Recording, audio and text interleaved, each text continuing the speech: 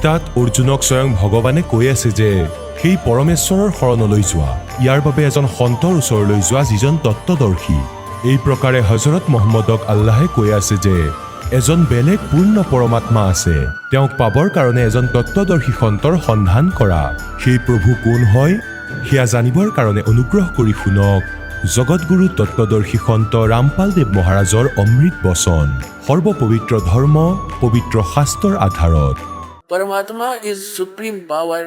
পৰমাত্মাই হৈছে সৰ্বসুখদায়ক। তেওঁক পাই আমি এনেকুৱা স্থানলৈ গুচি যাম য'ত আমি এই সুবিধাবোৰৰ যিবোৰৰ আমি ইয়াত চেষ্টা কৰি আছো চতুৰ আমি কৰি প্ৰাপ্ত কৰিবলৈ, তাত আমি অট'মেটিক পাই যাম। আৰু আমি তাতেই আছিলো। আমি আমাৰ ভুলৰ বাবেই ইয়ালৈ আহি গলো আৰু ইয়াৰ দণ্ড ভুগি আছো। আমি এক পইচাৰ ভিক্ষাৰী হৈ গলো, এক দানাৰ আমি ভিক্ষাৰী হৈ গলো। আৰু তাত আমাৰ সন্মুখত সম্পূৰ্ণ ভৰি থকা ভাণ্ডাৰ আছিলে, সদায় ফুলি থকা বৃক্ষ আছিলে, ফল দিয়া বৃক্ষ আছিলে, কোনো বস্তুৰে অভাৱ নাছিলে, সৰোবৰ ভৰি আছিল গাখীৰৰ, সতলোকৰ ভিতৰত অমৃত গ্ৰহণ কৰিছিলো। আমি সেই ভৰি থকা থালিক লাত মাৰি গুচি আহিলো। ইয়াৰ প্ৰতিফলতে আজি আমি গোটেই জীৱন লাগি থাকিবলগীয়া হৈছে এই পেটটোৰ কাৰণে। শৰীৰৰ বাবে এয়াও সম্পূৰ্ণ নহয় আৰু মৰি যাওঁ। গতিকে কোৱাৰ ভাৱ এইটোৱেই যে এই হঠ যোগ যি আছে কোনো বেদতেই নাই। এই হঠ যোগ এওঁলোকে কেনেকৈ আৰম্ভ কৰি দিলে? ব্ৰহ্মাজীৰ উৎপত্তিত লিখা আছে। ব্ৰহ্মাজীয়ে কৈছে যে মই যেতিয়া জ্ঞানলৈ আহিলো, যুৱক আছিলো আৰু পদুমৰ পুষ্পত বহি আছিলো, মই নাজানিছিলো যে মোৰ উৎপত্তিকৰ্তা কোন আছিল। আৰু তেতিয়া তাৰ পৰা আকাশবাণী হ'ল যে তপ কৰা, তপ কৰা। 1000 বৰ্ষলৈ ব্ৰহ্মাই তপ কৰিলে, আকৌ ক'লে সৃষ্টি কৰা। तपो तपो कर वाक्य सुनाया, लोक रचो बल मेरी माया। সূক্ষ্ম বেদত কৈ দিলে যে ব্ৰহ্মাক কালে কৈ দিলে তপো তপো কৰো বাক্য শুনায়া। এতিয়া ব্ৰহ্মাজীয়ে যি আকাশবাণী শুনিব পাৰিলে এয়া কালে ক'লে। এওঁ গুপ্ত থাকে, ওপৰত লুকাই থাকে নিজৰ মায়াৰে। আকাশবাণীৰে শুনাই দিলে যে তপ কৰা, তপ কৰা। তেতিয়া তেওঁ নোট কৰি ল'লে যে ভগৱানৰ আদেশ যে তপ কৰা, তেওঁ হঠ যোগ কৰি ল'লে 1000 বৰ্ষলৈ। ইয়াৰ পিছত যেতিয়া এই তিনিওজন শিশু যুৱক হৈ গ'ল, অৰ্থাৎ ব্ৰহ্মা, বিষ্ণু আৰু শিৱজীৰ উৎপত্তি কালে কৰিছিলে। এতিয়া কম ডিটেইলছত, এতিয়া অলপ হিণ্ট দি আছো কি কাৰণত তেওঁ এই জ্ঞানক বুজিব নোৱাৰিলে। ইয়াৰ পিছত তেওঁলোকে শেষত সাগৰ মন্থন কৰিলে আৰু এই কালে সেই 4খন বেদক ব্ৰহ্মই সমুদ্ৰৰ ভিতৰত লুকুৱালে। এয়া এক এনেকুৱা বহুত ভাল পেপাৰত লিখা আছিলে, খুবেই ভাল পেপাৰত, যিটোক পানীও একো প্ৰভাৱ পেলাব পৰা নাছিলে। যেনেকৈ আজিকালি প্লাষ্টিকত এয়া প্ৰিণ্ট চলি আছে, এনেকুৱাই খুব সুন্দৰকৈ ইয়াত লিখা আছিলে। তেওঁ 4খন বেদকে প্ৰাপ্ত কৰিলে। ব্ৰহ্মাক দি দিয়া হ'ল যে আপুনি চাওক এইবোৰক। এতিয়া ব্ৰহ্মাই এই 4খন বেদক পঢ়িলে, তাত ওম নাম আছিলে। আৰু ওম নামক পূৰ্ণ পৰমাত্মা মানি আৰু ব্ৰহ্মক কমপ্লিট গড মানি তেওঁ বেদৰ নিষ্কৰ্ষ এয়াই উলিয়াই দিলে যে ওম হৈছে মন্ত্ৰ, নাথিং এলছ, আৰু ব্ৰহ্ম পৰমাত্মা হয়। এই সকলোবোৰ এয়াই হয়। এতিয়া তাতে ব্ৰহ্মাৰ বুদ্ধি শ্লিপ কৰি গ'ল। যজুৰ্বেদৰ 40 নং অধ্যায়ৰ 10 নম্বৰ আৰু 11 নম্বৰ, 12 নম্বৰ আৰু 13 নম্বৰ 4টা শ্লোকত এটা নিৰ্ণায়ক জ্ঞান দিছে যে কোনোবাইতো পৰমাত্মাক অসম্ভাত অৰ্থাৎ জন্ম নলয়, উৎপন্নই নহয়, তেওঁক নিৰাকাৰ বুলি কয়। আৰু কোনোবাই আকৌ সম্ভাত মানে উৎপন্ন হোৱা বুলি মানে। সাকাৰ হয় নে নিৰাকাৰ হয় এই জ্ঞান তত্ত্বদৰ্শী সন্তই ক'ব, এওঁক সোধা, তেওঁৰ পৰা শুনা। আকৌ ক'লে যে যাৰ আখৰৰ জ্ঞান হৈ গ'ল তেওঁক বিদ্বান কৈ দিয়া হয়, যাৰ অবিদ্যা আছে তেওঁক অবিদ্বান কোৱা হয়, যাৰ ওচৰত আখৰৰ জ্ঞান নাই কোৱা হয় বিদ্বান। আৰু অবিদ্বানৰ ডেফিনেশ্যনো সেই তত্ত্বদৰ্শী সন্তজনেই ক'ব, তেওঁৰ পৰা শুনা। গতিকে এই দাসে ক'ব বিদ্বান কোন আছিলে আৰু অবিদ্বান কোন আছিলে। যিয়ে বেদক জানে তেওঁ বিদ্বান হয়, যিয়ে বেদৰ জ্ঞানক নাজানে সংস্কৃত ভাষাৰে তেওঁ বিদ্বান হৈ যাব নোৱাৰে। যিয়ে আজি সংস্কৃত জানে আৰু ইংলিছ নাজানে তেওঁ ইংলিছত অবিদ্বান বুলি কোৱা হয়। গতিকে এটা ভাষাৰ মাষ্টাৰ হ'লে বিদ্বান হৈ যাব নোৱাৰে। বিদ্বান তেওঁ কি কোৱা হয়? যাৰ আধ্যাত্মিক জ্ঞান আছে, যাৰ পৰমাত্মাৰ জ্ঞান আছে আৰু তেওঁ পোৱাৰ বিধি জানি যায়। তেন্তে পুণ্যাত্মাসকল, যি কাৰণত এতিয়া ব্ৰহ্মাজীয়ে এই জ্ঞান তেওঁক দি দিলে, নিজৰ অনুগামীসকলক, বংশধৰসকলক, তেতিয়া তেওঁলোকে ওম নামৰ জপ কৰিলে, হঠযোগ কৰিলে, সমাধিস্থ হোৱাৰ চেষ্টা কৰিলে। এতিয়া তেওঁ কেনেকুৱা মহান কাম কৰিছে কাল ভগৱানে। ঋষিসকলে সাধনা কৰিব বিচাৰিলে, হঠযোগ কৰি পেলাই তেতিয়া সমাধিস্থ হ'বলৈ চেষ্টা কৰিলে। সমাধি দশাত এই কাল ভগৱানে কি কৰে, কেনেকুৱা লীলা কৰে। কাৰোবাক আকৌ ব্ৰহ্মাৰ ৰূপত দৰ্শন দি দিয়ে। তেতিয়া সেই ঋষিয়ে কয় যে এই ব্ৰহ্মাদেৱ সাকাৰ হয়, তেওঁৰ আগতেই থাকিছিলে। এই ব্ৰহ্মা যি সুপ্ৰিম পাৱাৰ হয়, তেওঁ পূৰ্ণ পৰমাত্মা হয়। মোৰ তেওঁৰ দৰ্শন সমাধিস্থ অৱস্থাত হৈছিলে। আৰু 2-4জনৰ এনেকুৱাই আভাস হৈ গ'ল, দেখিব ধৰিলে তেওঁক।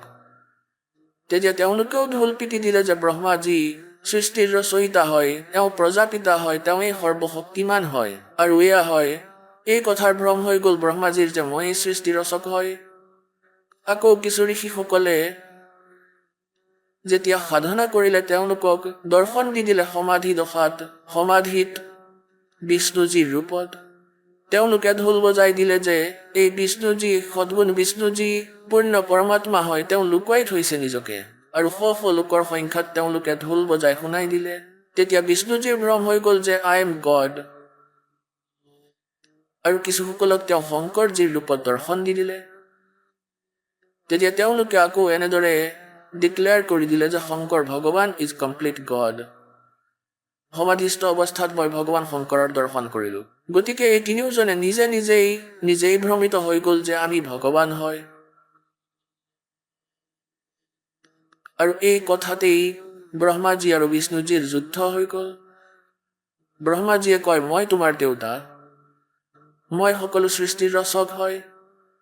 বিষ্ণুজীয়ে কয় যে মই তোমাৰ দেউতা, তুমি মোৰ নাভি কমলৰ পৰা ওলাইছা। এই কথাতেই তেওঁলোকৰ যুদ্ধ হ'ল।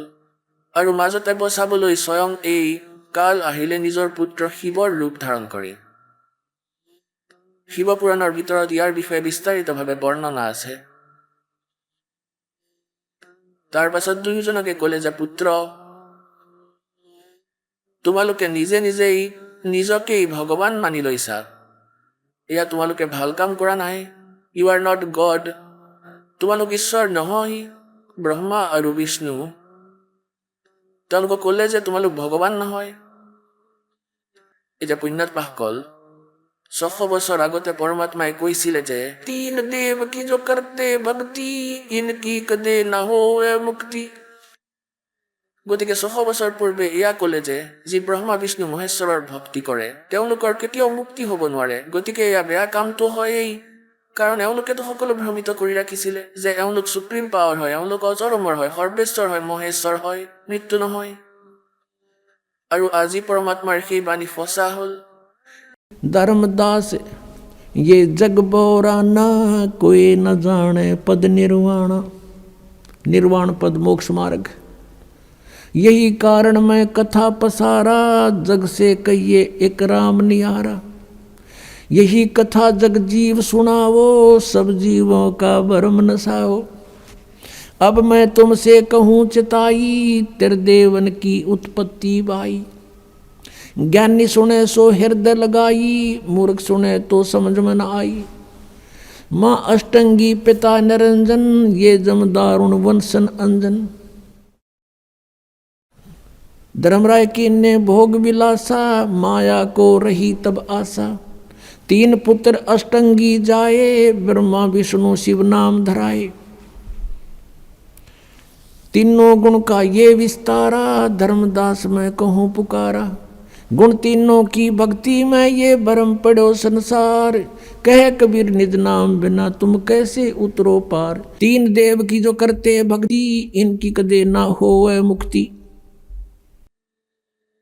600 বছৰ আগতে ভগৱানে কৈছিলে যে এই ব্ৰহ্মা বিষ্ণু মহেশ্বৰৰ মাতা পিতা কোৱা ধৰ্মদাস কোন হয়। এওঁলোকৰ মাতা পিতা হ'ল জ্যোতিস্বৰূপী নিৰঞ্জন কাল, এওঁলোকৰ পিতা হয়, আৰু দুৰ্গা অষ্টমী এওঁলোকৰ মাতা হয়। ৰজগুণ ব্ৰহ্মা, সদগুণ বিষ্ণু আৰু তমগুণ শিৱজী, আৰু এই তিনি দেৱতাৰ যিয়ে ভক্তি কৰে তেওঁলোকৰ মুক্তি হ'ব নোৱাৰে, এওঁলোক নাশৱান হয়। গতিকে এই কথাৰ বিৰোধিতা হৈছিল 600 বছৰ আগতে পৰমাত্মাৰ ওপৰত কবীৰদেৱৰ ওপৰত অত্যাচাৰ আনি দিছিল এই নকল গুৰুসকলে, মণ্ডলেশ্বৰসকলে। এওঁলোক মিছা হয়, এওঁলোক কপটি হয়। এয়া বেদত আৰু সদগ্ৰন্থত ক'তো লিখা নাই। পৰমাত্মাই কৈছিলে যে हम ही अलखला हैं और कुतुब गोस और पीर, गरीबदास खालिक धनी हमरा नाम कबीर। এই কথাত আৰু গৰম হৈ গ'ল, ক'লে যে এজন শিপিনী তেওঁ নিজেই নিজকে ভগৱান বুলি কয়। চোৱা কিমান মূৰ্খ হয়, ভগৱানটো নিৰাকাৰ হয়। এনেকুৱা হয় যেনেকুৱাই ধৰণে তেওঁলোকে কৈছিলে। যি ভুৱা জ্ঞান তেওঁলোকে গ্ৰহণ কৰি ৰাখিছিলে তাৰে ভগৱানৰ বিৰোধিতাও কৰিলে, জনতাকো শত্ৰু বনাই দিলে। কিয়নো এয়া কালৰ জাল আছিল, যাতে কোনেও চিনি নাপায় ভগৱানক, আৰু সত্যতাক এওঁলোকে যাতে গম নাপায়। পুণ্যাত্মাসকল, প্ৰথমতেতো ইয়া দেখাওঁ যে পৰমাত্মাই কেনেকুৱা লীলা কৰিছিলে। এই বেদত ভগৱানক সাকাৰ বুলি লিখা আছে, আৰু নিজৰ মাতা দুৰ্গাক ব্ৰহ্মাই প্ৰশ্ন কৰিলে যে মাতাজী, পৰমাত্মাক নিৰাকাৰ কোৱা হয়, আৰু বেদত কিছু সাকাৰ লিখা আছে, অৰ্থাৎ আমাৰ যি অনুভৱ হয় সেয়া বেদৰ বিপৰীত হয়। ইয়াত বহুত ব্যৱধান আছে। এতিয়া আপুনিয়েই কওক আমাক, সেই ব্ৰহ্ম আপুনিয়েই হয়নে আন কোনোবা হয়? তেতিয়া দুৰ্গাই ক'লে যে মোৰ আৰু সেই ব্ৰহ্মৰ মাজত কোনো পাৰ্থক্য নাই, আৰু তোমালোকৰ ওপৰত কোনোবা আপত্তি আহিলে আমাৰ দুয়োজনকে স্মৰণ কৰিবা, তোমালোকৰ সকলো কাৰ্য সিদ্ধ হৈ যাব। ইয়াৰ দ্বাৰা সিদ্ধ হ'ল যে এয়া সকলো বিচলিত কৰা হৈছে, সত্যৰ পৰা অপৰিচিত কৰি ৰাখিছে এওঁলোকে নিজৰ পুত্ৰকো। গতিকে এওঁলোকৰ পৰা ঋষিসকলে এনেদৰেই জ্ঞান গ্ৰহণ কৰিলে, এই ভ্ৰমিত জ্ঞান। এতিয়া বেদত কি কোৱা হৈছে এতিয়া চাওক যে পৰমাত্মাক চিনি পাবলৈ কোনো আধাৰ বনাব লাগে। এতিয়া যেনেকৈ ৰাধা স্বামীপন্থীসকল, এওঁলোকে কেনেদৰে ভ্ৰমিত কৰি ৰাখিছে সমাজক। সহজ সৰল আত্মা শ্ৰদ্ধালুৱে কয় যে আমাৰ গুৰুজীয়েতো কয় আমি ত্ৰিকুটিৰ পৰা আৰম্ভ কৰিছো ভক্তিৰ মাৰ্গ, আৰু আমাৰ বেদৰ আৱশ্যকতা নাই, কাৰণ বেদখনো কোনোবাই লিখিছেহে, আৰু আমাৰ জ্ঞানটো বেদতকৈ বহুত ওপৰৰ হয়। যি শ্ৰী শিৱদয়ালজী, পৰম ধনী বুলি কোৱা হয় তেওঁক, সেই হজুৰ চাহেবে নিজে আহি ভেদ খুলিছে সেই সচখণ্ডৰ, তেওঁলোকৰ কখৰো জ্ঞান নাই। সেই শিৱদয়াল ৰাধে স্বামী কোৱা হয় যাক, যি ৰাধা স্বামী পন্থৰ প্ৰৱৰ্তক বুলি জনা যায়, সেই শিৱদয়ালজী তেওঁ কখও নাজানে সতলোক আৰু সচখণ্ডৰ বিষয়ে। এতিয়া পুণ্যাত্মাসকল এই দাসৰ সৈতে এয়া সংঘৰ্ষ হৈ আছে, মই কৈছো সত্য, আৰু শ্ৰদ্ধালুসকলে ওলোটা জ্ঞান গ্ৰহণ কৰি ৰাখিছে, তেওঁলোকে বিৰোধ মানি আছে। মোৰ কোনো ইচ্ছা নাই কাৰোবাক নিন্দা কৰাৰ। যদি তুমি ইয়াক নিন্দা মানা সত্য কোৱাক, কিন্তু সঁচা কোৱাটো নিন্দা নহয়, পৰোপকাৰ হয়। আৰু এই পৰোপকাৰত লাগিলে যিমানেই কষ্ট কৰিব নালাগক সেয়াও আমি সহ্য কৰিব লাগিব, যাতে অহা দিনত সম্পূৰ্ণ বিশ্বৰ উপকাৰ হৈ যায়, ইয়াৰে সম্পূৰ্ণ বিশ্বৰ। যেনেকৈ প্ৰথমতে আমাৰ হিন্দু সমাজত এক সতী প্ৰথা আছিল, কাৰোবাৰ স্বামী মৰি গ'লে সেই পত্নীক লগতে জ্বলাই দিয়া হৈছিল। তেতিয়া ইয়াৰ বাবে সংঘৰ্ষ কৰিলে বুদ্ধিমান ব্যক্তিসকলে যে এয়া বেয়া কথা হয়, নিজ সংস্কাৰবশত এজন কেতিয়াবা মৰিব পাৰে, ইয়াৰ কি অৰ্থ তাইক লগতেই জ্বলাই দিয়া, এনে নিৰ্দয়, এনে অপৰাধ, এনে অত্যাচাৰ কৰি আছে। ইয়াৰ বহুত বিৰোধিতা হৈছিল, কিন্তু তেওঁলোকে সংঘৰ্ষ কৰিলে যে এয়া ভুল কাৰ্য হয়, এনেকুৱা হ'ব নালাগে। এতিয়া চাওক লাহে লাহে শেষ হৈ গ'ল, এতিয়া সকলো সুখী হৈ গ'ল। গতিকে এনেকুৱাই আজি সেই স্থিতি আমাৰ লগতো। সকলোৱে বিৰোধিতা সেয়েহে কৰে যে তেওঁলোকৰ দোকান বন্ধ হৈ যাব, সেই সন্তসকলৰ যিসকলে জগতত বিপদগামী কৰিছে আৰু তেওঁলোকক নৰকলৈ পঠাই আছে, কালৰ জালত ফচাই আছে, জীৱন নষ্ট কৰি আছে, কিন্তু দাসৰ কোনো প্ৰভাৱ পৰা নাই এই কথাৰে। আমি কাৰোৰে নিন্দা নকৰোঁ। আমাৰ উদ্দেশ্য কোনো ধন উপাৰ্জন কৰা নহয়। আমাৰ উদ্দেশ্য কেৱল সত্যক বাহিৰলৈ উলিওৱা আৰু সম্পূৰ্ণ বিশ্বৰ কল্যাণ কৰাই আমাৰ উদ্দেশ্য হয় মানৱ জাতিৰ। আৰু ইয়াৰে যেতিয়া দয়া ভাৱ উৎপন্ন হ'ব, তেতিয়া সকলো জীৱৰ প্ৰতি নিজে নিজেই দয়া আহিব। না কোনোবাই মাংস খাব, না মদ খাব, না এনেই প্ৰতিজ্ঞাবদ্ধ হ'ব। কেৱল ভগৱানৰ ভজন কৰিব আৰু চিম্পল ৱেৰে থাক। একেবাৰে সত্য যুগৰ দৰে পৰিৱেশ আকৌ আহিব, চাই ল'বা। এই মায়াৰ যুগৰ কাম্য শেষ হৈ যাব। একেবাৰে শান্ত হৈ যাব প্ৰাণী, যে কাৰ কাৰণে দৌৰাদৌৰি কৰি আছা। আৰবপতি, খাৰবপতি, পৃথিৱীপতি ইয়াতে থৈ গ'ল, ভূত বনি ঘূৰি ফুৰিছে। গতিকে প্ৰথমতে আমি আপোনাক বেদৰ সৈতে পৰিচিত কৰাওঁ, যে সেই পৰমাত্মা, সেই পৰমেশ্বৰৰ বিষয়ে বেদে কি কয়। যদি বেদত লিখা আছে তেনেহ'লে ফাইনেল হয়। আৰু যিয়ে কয় যে আমি বেদক নামানো, তেন্তে তেওঁলোকৰ সৈতেতো চৰ্চা কৰাই ব্যৰ্থ। পাছত তেওঁলোকক মনাব লাগিব সন্ত ভাষাৰে, কাৰণ এখন সূক্ষ্ম বেদ আছে যাক তেওঁলোকে সত্য মানে। কবীৰজীৰ বাণীক, আদৰণীয় পৰম পূজ্য কবীৰ পৰমেশ্বৰজীৰ বাণীক, আদৰণীয় নানক চাহেবৰ বাণীকো এওঁলোকে সত্য মানে। আৰু সেই মহাপুৰুষসকলে পৰমাত্মাক পাইছে, কবীৰজীক। তেওঁৰ বাণীত একেবাৰে সঠিক লিখা আছে, কিন্তু ইয়াৰ অৰ্থ উল্টা কৰি ৰাখিছে। যেনেকৈ বেদৰ অৰ্থ উল্টা কৰি দিছে, যেনেকৈ গীতাজীৰ অৰ্থ উল্টা কৰি দিছে, এনেকৈ এওঁলোক ভ্ৰমিত হয়। এওঁলোকক ছেট কৰিব লাগিব। এতিয়া বেদে কি কয় সেই প্ৰভুৰ বিষয়ে আপোনালোকক দেখুৱাই আছো। ঋগ্বেদ। সেই পৰমাত্মা কোন হয়, তেওঁ কেনে লীলা কৰে চাব। ঋগ্বেদ প্ৰকাশক হৈছে সাৰ্বদেশিক আৰ্য প্ৰতিনিধি সভা, মহৰ্ষি দয়ানন্দ ভৱন, ৰামলীলা মৈদান, নতুন দিল্লীৰ পৰা। আৰু ইয়াত চাব, মুদ্ৰক হৈছে prince of set printers, 1510 Pataudi house, Daryaganj, নতুন দিল্লীৰ পৰা। ইয়াত আপোনালোকক দেখুৱাইছো ঋগ্বেদ মণ্ডল নম্বৰ 9 আৰু সূক্ত নম্বৰ 86। 86 ইয়াৰ মন্ত্ৰ 26 আছে। যজ্ঞ কৰোতাসকল যজমানৰ বাবে পৰমাত্মা। ইয়াৰ অৰ্থ হ'ল যজ্ঞ মানে ধাৰ্মিক অনুষ্ঠান কৰোতা, যজমান মানে ভকতসকলৰ বাবে। পৰমাত্মা অৰ্থাৎ যিয়ে ধাৰ্মিক অনুষ্ঠান কৰে, এওঁলোকৰ বাবে পৰমাত্মাই সকলো ৰাস্তাক সুগম কৰি এওঁলোকৰ বিঘ্নিক অৰ্থাৎ এওঁলোকৰ সংকটক নষ্ট কৰি দিয়ে, মৰ্দন কৰে।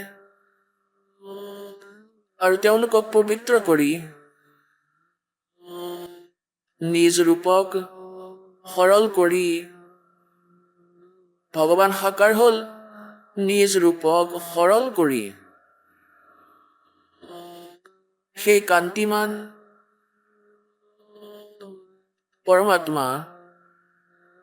এতিয়া এওঁলোকে এয়া লিখি দিলে যে কবীৰৰ অৰ্থ সৰ্বজ্ঞ কৰি দিলে। এয়া চাওক, এই ওপৰত আছে কবীৰ অত্য। আমি ইয়াক কবীৰ বুলি কওঁ, কবীৰ। কবীৰ ইয়াত এওঁলোকে এনেকৈ লিখি দিলে, এতিয়া ইয়াত বিসৰ্গ লগাই দিলে। এতিয়া আমি ইয়াক কবীৰ বুলি কওঁ নে কবিহ বুলি কওঁ, যেনেকৈ পুনৰ্জন্ম বা পুনঃ কওঁ, পুনৰ্জন্ম কওঁ, কবীৰ। ইয়াত ইয়াৰ অৰ্থ সৰ্বজ্ঞ কৰি দিলে। ইয়াত লিখিব লাগিছিলে সেই কবীৰ দেৱ, কবীৰ পৰমেশ্বৰ। যেনেকৈ যজুৰ্বেদৰ বিষয়ে আপোনালোকক দেখুৱাই আছো, যেনেকৈ যজুৰ্বেদ হয় যজুৰ্বেদ। এতিয়া ইয়াত যজু লিখি বিসৰ্গ লগাই দিলে আৰু ইয়াৰ মহিমা ক'লে, বৰ্ণনা কৰিলে কোনো মন্ত্ৰত, আৰু তাত যজুৰ অৰ্থ যজুৰ্বেদ কৰিব লাগে। এয়া সঠিক হয়। ইয়াৰ অৰ্থ কৰি দিলে যজুৰ, যে যজু মানে পূজ্য, পূজনীয়, পূজ্য, পূজাৰ ৰীতিৰ সমূহ। গতিকে আমি সেই যজুৰ্বেদক কেনেকৈ বিচাৰিম? এতিয়া চাব ইয়াৰ প্ৰমাণ এই বেদৰ ঠিকাদাৰসকলৰ ৰচনাতেই দেখাই আছো। এয়া যজুৰ্বেদ হয় আৰু ইয়াৰ মহৰ্ষি দয়ানন্দ সৰস্বতী ইয়াৰ অনুবাদক হয়। এতিয়া দেখুৱাই আছো, প্ৰকাশক হৈছে সাৰ্বদেশিক আৰ্য প্ৰতিনিধি সভা, 2-5 মহৰ্ষি দয়ানন্দ ভৱন ৰামলীলা মৈদান নতুন দিল্লীৰ পৰা প্ৰকাশিত। আৰু মহৰ্ষি দয়ানন্দ আৰ্য সমাজ প্ৰৱৰ্তকৰ অনুবাদক হয়, তেওঁৰ দ্বাৰা অনুবাদিত। ইয়াৰ পৰা ছপা হৈছে। Prince offset printers, 1510 পটৌদি house, Daryaganj, নতুন দিল্লী। ইয়াৰ 36 নম্বৰ অধ্যায়ৰ প্ৰথম মন্ত্ৰ। এয়া হৈছে যজুৰ্বেদ ভাষা ভাষে। এয়া হৈছে 36 অৰ্থাৎ 36 নম্বৰ অধ্যায় হয়। আৰু ইয়াৰ এইটো প্ৰথম মন্ত্ৰ হয়। ইয়াত কি লিখা আছে? ৰেজং ৱাজং প্ৰপধে মনো যজু প্ৰপধে। এয়া যজু শব্দ হয়। ইয়াত দুটা বিসৰ্গ লগাই থৈছে। আৰু ইয়াত যদি এনেকৈ লিখি দিয়ে, এয়া চাওক, এনেকৈ এতিয়া দেখাই আছো। ইয়াত চাওক, ইয়াৰ অনুবাদ কেনেকৈ কৰিছে। যজুৰ এওঁ ইয়াত অনুবাদ কৰিছে।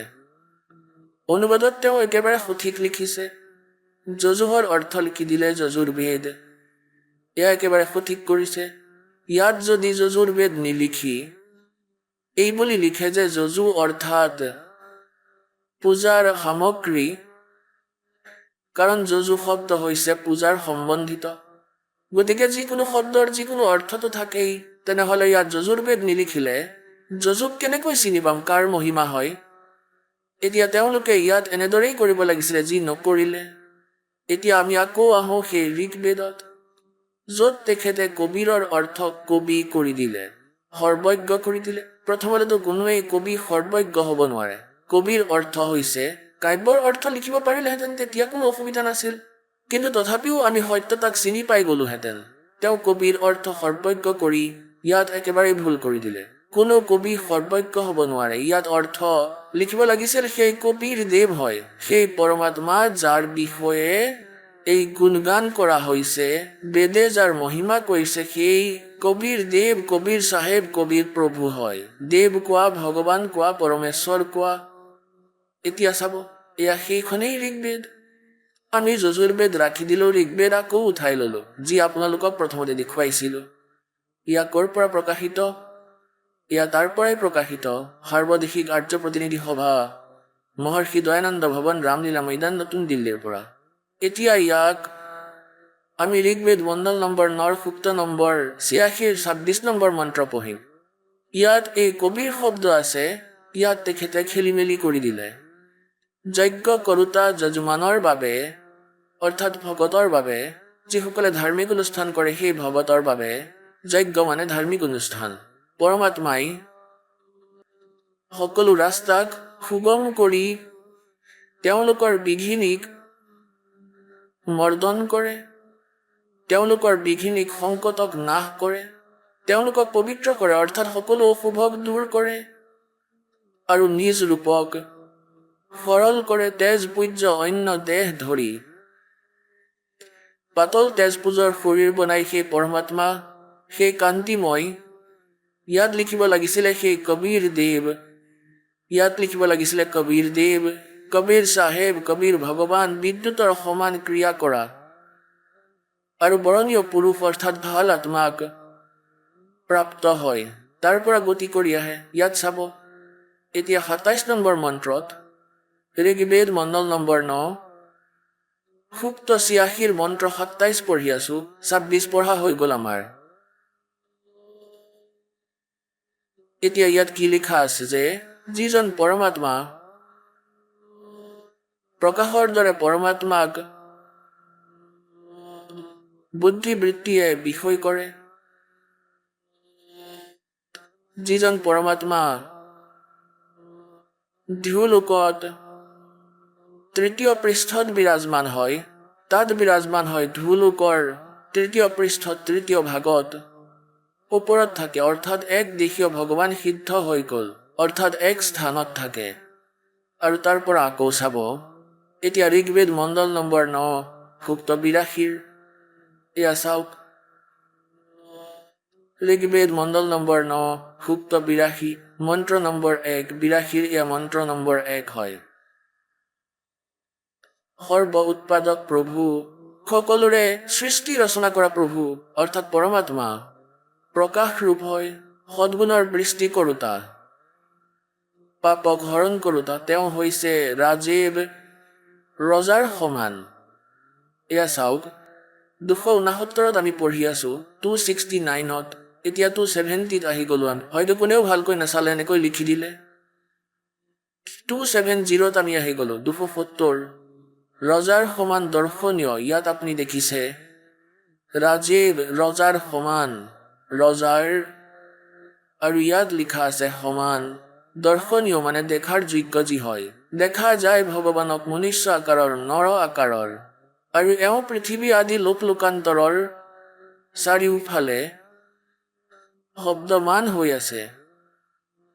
তেওঁ বৰণীয় পুৰুষক অৰ্থাৎ ভাল আত্মাক, শ্ৰেষ্ঠ আত্মাক যি দৃঢ় ভক্ত হয়, তেওঁ পবিত্ৰ কৰি প্ৰাপ্ত হয়। অৰ্থাৎ পৰমাত্মাই কেনেকৈ আৰু যেনেকৈ বিদ্যুৎ স্নেহৰ স্থানক আধাৰ বনাই প্ৰাপ্ত হয়, এনেদৰেই পৰমাত্মা, সেই গুণৰ পৰমাত্মায়ো তাকেই কৰে। এতিয়া উদ্দেশ্য কি সেই ভগৱানৰ? এতিয়া ঋগ্বেদ মণ্ডল নম্বৰ 9 সূক্ত 82 মন্ত্ৰ নম্বৰ 2ত কোৱা হৈছে যে হে পৰমাত্মা, উপদেশ কৰাৰ ইচ্ছাৰে অৰ্থাৎ তত্ত্ব জ্ঞান কোৱাৰ ইচ্ছাৰে আপোনালোক মহাপুৰুষক প্ৰাপ্ত হোৱা, ভাল আত্মাসকলক পায়, মহান আত্মাক। আৰু আপুনি অত্যন্ত গতিশীল পদাৰ্থৰ সমান, অৰ্থাৎ বহু ফাষ্ট গতিত চলি থকা সকলৰ আমাৰ আধ্যাত্মিক যজ্ঞক প্ৰাপ্ত হোৱা। আপুনি কবিৰ অৰ্থ লিখি দিলে সৰ্বজ্ঞ হয়, আপুনি কবিৰ দেৱ হয়। পৰমাত্মাই 600 বছৰ আগতে কৈছিলে যে वेद मेरा भेद है, मैं ना वेदन के माही और जौन वेद से मैं मिलूं। वो वेद जानते नहीं। বেদে মোৰ মহিমা গাই আছে, কিন্তু ইয়াত বৰ্ণিত বিধিৰে মোৰ প্ৰাপ্তি হ'ব নোৱাৰে। এই পৰমাত্মা কবিৰ দেৱ হয়, শুদ্ধ স্বৰূপ হয়, আমাৰ পাপক দূৰ কৰি হে আমাৰ পৰমাত্মা, হে সোম, আপুনি আমাক সুখ দিয়ক। আৰু ভাৱক উৎপন্ন কৰি আপুনি আমাক সুখ দিয়ক, আৰু প্ৰেম ভাৱক উৎপন্ন কৰি পবিত্ৰতাক উৎপন্ন কৰক। ইয়াত এনেকৈ চাওক, এয়া কিমান বিচলিত হয়। ইয়াত এওঁলোকে নিৰ্নিজমৰ অৰ্থ পবিত্ৰতা কৰি দিলে। ইয়াত লিখিব লাগিছিলে আপুনি আপোনাৰ সেই ৰূপতেই সাকাৰ ৰূপত প্ৰাপ্ত হওক, ইয়াত প্ৰকট হওক। এতিয়া পুণ্যাত্মাসকলে স্পষ্ট হৈ গ'ল যে কবিৰ পৰমাত্মা হয়, আৰু তেওঁ ইয়াত নিজ সতলোকৰ পৰা ইয়ালৈ গতি কৰি আহে, ভাল আত্মাসকলক লগ কৰে, তেওঁলোকক তত্ত্ব জ্ঞানেৰে পৰিচিত কৰোৱায়। এতিয়া আকৌ আৰু দেখুৱাই আছো আপোনালোকক। ঋগ্বেদ মণ্ডল নম্বৰ 9 সূক্ত 96ৰ 16 নম্বৰ মন্ত্ৰ হয়। ইয়াত সুধিছে যে হে পৰমাত্মা, আপুনি নিজৰ নামটো কওক, আপোনাৰ বাস্তৱিক নাম কি হয়? চাব, ঋগ্বেদ মণ্ডল নম্বৰ 9 সূক্ত 96। ইয়াৰ 16 নম্বৰ মন্ত্ৰত, মন্ত্ৰ নম্বৰ 16ত কোৱা হৈছে যে হে পৰমাত্মন, সৰ্বোপৰি ৰহস্য শ্ৰেষ্ঠ। এই নামৰ অৰ্থ তোমাৰ সংজ্ঞা কৰি দিলে। লিখিব লাগিছিলে হে পৰমাত্মন, সৰ্বোপৰি ৰহস্য অৰ্থাৎ গুপ্ত, আপোনাৰ যি শ্ৰেষ্ঠ নাম, যি নাম হয়, সংজ্ঞা নহয়, আপুনি সেই জ্ঞান দিয়ক। এতিয়া ইয়াত 17 নম্বৰ শ্লোকত স্পষ্ট কৰি দিছে যে কে শিশু জগানম হৰিয়ন্তম মৰ্জন্তি সুবন্তি বিহীন মৰুতো গণেন কবিৰ গিৰভি বিউৰেহ पर कबीर गिरभी कविना कबीर संत सोम पवित्र एजी পবিত্ৰম অত্যেজি ৰেভন। ইয়াৰ চিধা অৰ্থ হ'ল যে যিজন পৰমাত্মা নিজ লীলা অনুসাৰে এক শিশু বালকৰ ৰূপ ধাৰণ কৰি জানি বুজি প্ৰকট হয়, আৰু তেওঁ নিজ মহিমাৰ কবিৰ বাণীৰ দ্বাৰা কাব্য অৰ্থাৎ কবিতাৰে নিজ মহিমাৰ গুণগান কৰে, উচ্চ স্বৰত, ৰেৱন মানে উচ্চ স্বৰত কৈ, আৰু এওঁ কবিৰ দেৱ হয়, আৰু এওঁ হয় পৰমাত্মা, তেওঁৰ নাম কবিৰ দেৱ হয়। এতিয়া ইয়াত কি কৰি ৰাখিছে? শিশুমৰ অৰ্থ কিবা বেলেগ কৰি দিলে। সেই পৰমাত্মাক যিজন সদায় প্ৰকট হয়, যি অত্যন্ত কমনীয় হয়, যাক উপাসকসকলে বুদ্ধিবিশ্বে কৰে আৰু তেওঁৰ স্তুতি দ্বাৰা তেওঁৰ গুণগান কৰে। বিদ্বান লোকে সেই গতিশীল পৰমাত্মাৰ গুণৰ গুণগানেৰে বৰ্ণনা কৰে। এতিয়া ইয়াত তেখেতে কি কৰি দিলে যে কবিৰ গিৰ্ভিক দুই ভাগ কৰি দিলে। কবি লোক কৰি দিলে কবিৰৰ, আৰু গিৰ্ভি মানে বাণীৰ দ্বাৰা। ইয়াত লিখিব লাগিছিল কবিৰ বাণীৰ দ্বাৰা। কবিৰ গিৰ্ভি মানে বাণী দ্বাৰা, গিৰ মানে বাণী, গিৰ্ভি মানে বাণী দ্বাৰা। কবিৰ বাণী দ্বাৰা কাব্যে ন, কবিতাৰে কোৱা হয়। ৰেবন মানে গৰজি থকা, উচ্চ স্বৰত কোৱা ৰেবন। ইয়াৰ আৰু এওঁলোকে এটা কবিৰ অৰ্থটো কৰি দিলে কবিৰ, এই কবিৰৰ অৰ্থ নাই কৰা। এয়া চাই লওক, এয়া ব্ৰেকেটত, ইয়াত সংস্কৃতত লিখা আছে। ইয়াত ক'তো দ্বিতীয়বাৰৰ বাবে কবিৰ নাই লিখা, কবিৰ। এয়া চাওক, এয়া পিছলৈ সকলো চাব পাৰে। আৰু ইয়াত কেৱল এটা কবিৰ লিখা আছে। এয়া লিখা আছে কবিৰ। এয়া কবিৰ গিৰ্ভি, কবিৰ বাণীৰ দ্বাৰা লিখিব লাগিল। ইয়াৰ পাছত আৰু কবিৰ শব্দ নাই। এয়া এওঁলোকৰ সকলো ইয়াতে আছে, ক'তো কবিৰ শব্দ নাই। আৰু এয়া এটা কবিৰ আছিলে, সেইটোও খাই দিলে। এতিয়া এটা আখৰৰো অৰ্থ যেতিয়া ক'তো নাই, তেন্তে এই অনুবাদ কেঞ্চেল হয়, ক্ৰছ লাগি যায়, এই অনুবাদ ঠিক কৰা নাই। এতিয়া ইয়াৰ অৰ্থ এইটোৱেই যে এই দাসে ক'ব, পৰমাত্মাই এই চাৰিও বেদ, 5খন বেদ দিছিল এই কালক, আৰু যিসমূহ ইয়াত লিখিবলৈ, ক'বলৈ আৰু শুনিবলৈ আছিল আমাৰ বাবে, আৰু এই সকলোবোৰ লিখি আউক দি দিছিল, আৰু তেওঁ এজ ইট ইজ বাহিৰলৈ উলিয়াই দিলে। এয়া তেনেধৰণেই আছে। ইয়াত পৰমাত্মাই নিজেই কৈছে যে আপোনাৰ আচল নাম কি হয়, প্ৰশ্ন উত্তৰ স্বয়ঙেই লিখি পঠাই দিছে। এতিয়া ইয়াত লিখি থৈছে যে এওঁ কবিৰ দেৱ হয়, আৰু এওঁ শিশু ৰূপ ধৰি যেতিয়া প্ৰকট হয়, নিজ উদ্দেশ্যক লৈ আহে তত্ত্ব জ্ঞান দিবলৈ, তেওঁ নিজ মুখেৰে সেই বাণী কয়। সেয়া কবিৰ জীৰ দ্বাৰা কোৱা বাণী কবিৰ বাণী বুলি কোৱা হয়। সেই কবিৰ বাণীৰ দ্বাৰা কবিতাৰে, অৰ্থাৎ কবিতাৰ মাধ্যমেৰে, লোকোক্তিৰ মাধ্যমেৰে নিজৰ সত্য জ্ঞান উচ্চাৰণ কৰে, কয়। এওঁ পৰমাত্মা হয় কবিৰ দেৱ, কবিৰ সন্ত সোম, এওঁ ঋষি, এওঁ সন্ত ৰূপত প্ৰকট হয়, আৰু তেওঁ কবিসকলৰ দৰে আচৰণ কৰে। তেওঁ হৈছে পৰমাত্মা। এতিয়া চাওক, ইয়াক কোৱা হয় ভগৱান নিৰাকাৰ হয়, আৰু বেদৰ ঠিকাদাৰ হৈ আছে, আৰু বেদে ভগৱানক সাকাৰ বুলি কয়, একদেশীয় বুলি কয়। এতিয়া আপোনালোকক দেখুৱাওঁ, এই ঋগ্বেদ মণ্ডল নম্বৰ 9, ইয়াক পিছত দেখুৱাম। ঋগ্বেদ মণ্ডল নম্বৰ 9 সূক্ত 94 মন্ত্ৰ 1। এয়া চাওক, একেবাৰেই লগতেই আছে। এয়া চাব, এয়া সেই ঋগ্বেদেই হয়, ঋগ্বেদ মণ্ডল নম্বৰ 9 আৰু সূক্ত 94, আৰু ইয়াৰ প্ৰথম মন্ত্ৰ হৈছে এয়া। ইয়াত কি লিখা আছে, আমাৰ যি আৱশ্যকতা সেইখিনি পঢ়িম।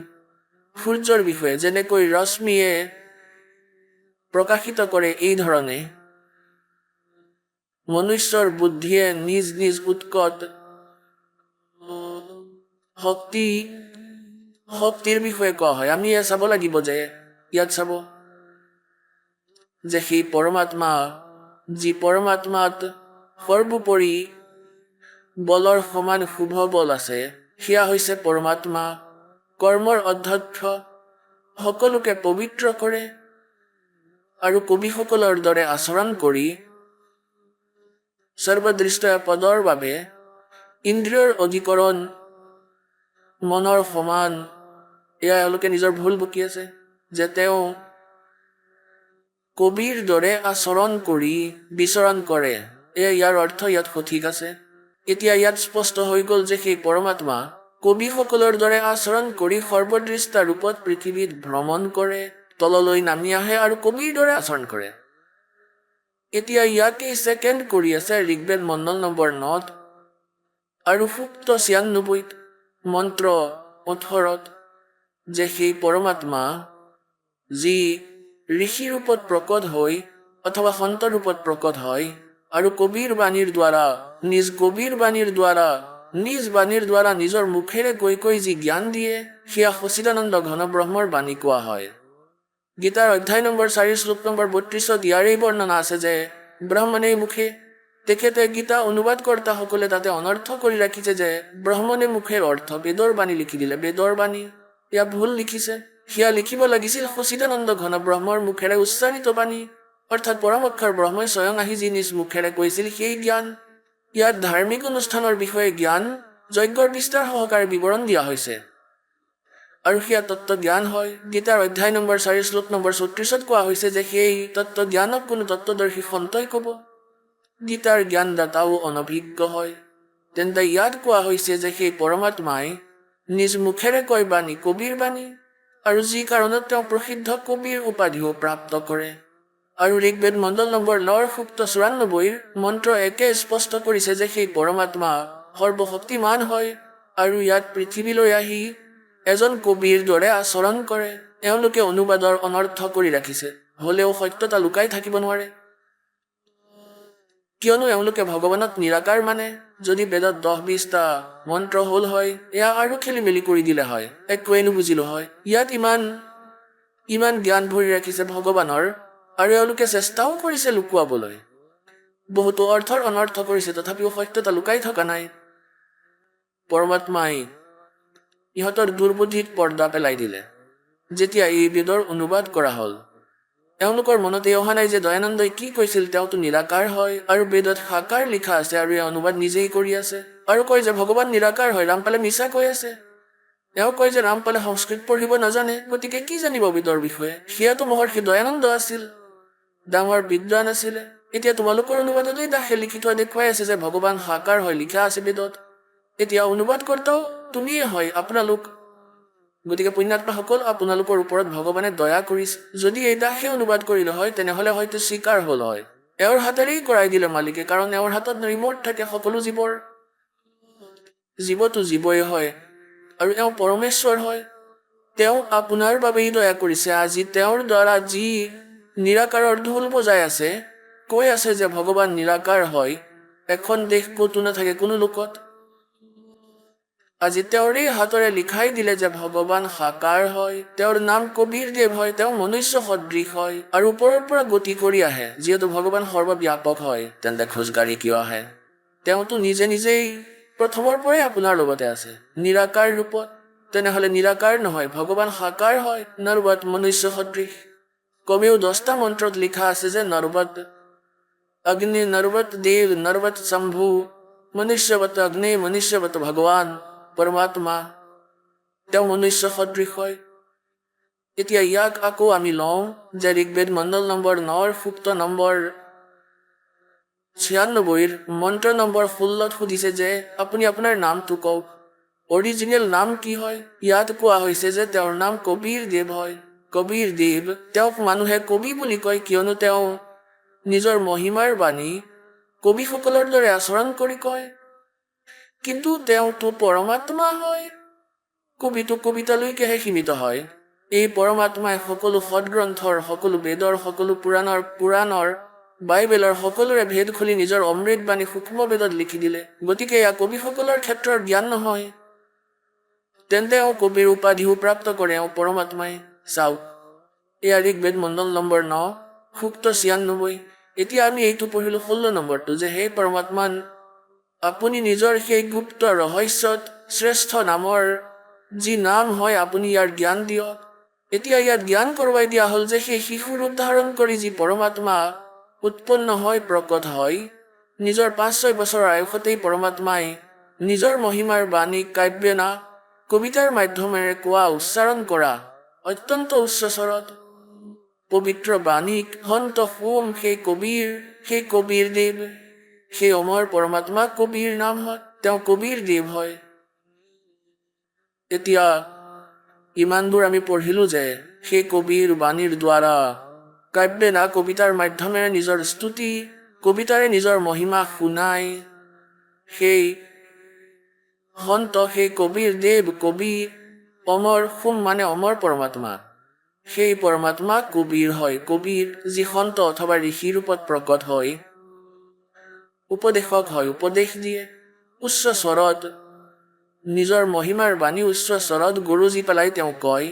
এতিয়া চাওক, ইয়াত স্পষ্ট কৰি দিলে 18ত ঋগ্বেদ মণ্ডল নম্বৰ 9 সূক্ত 96 18 কি কোৱা হৈছে যে के ऋषि मना ये ऋषि कृत युद्ध है उमेटा वर्मेस्परन ऋषि कृत सवनसा सहसरणीथ पद्मी गवी नाम কোৱা হয় সেই পৰমাত্মা যেতিয়া ঋষি অথবা সন্ত ৰূপত প্ৰকট হয় সেই ঋষিকৃত অৰ্থাৎ ঋষি কোৱা ব্ৰাহ্মণ কোৱা সন্ত কোৱা সেই সন্ত ৰূপত অৰ্থাৎ ঋষি ৰূপত প্ৰকট পৰমাত্মাৰ দ্বাৰা ঋষিকৃত আৰু ঋষি মনা সাধু স্বভাৱৰ ভক্তৰ বাবে আহক আমি এতিয়া সেই শ্ৰদ্ধালুসকলৰ অনুভৱবোৰ জানো যিসকলে জগতগুৰু তত্ত্বদৰ্শী সন্ত ৰামপাল দেৱ মহাৰাজৰ পৰা দীক্ষা প্ৰাপ্ত কৰিছে তথা তেওঁৱেই কোৱা ভক্তি মাৰ্গ এওঁলোকে অৱলম্বন কৰি আছে।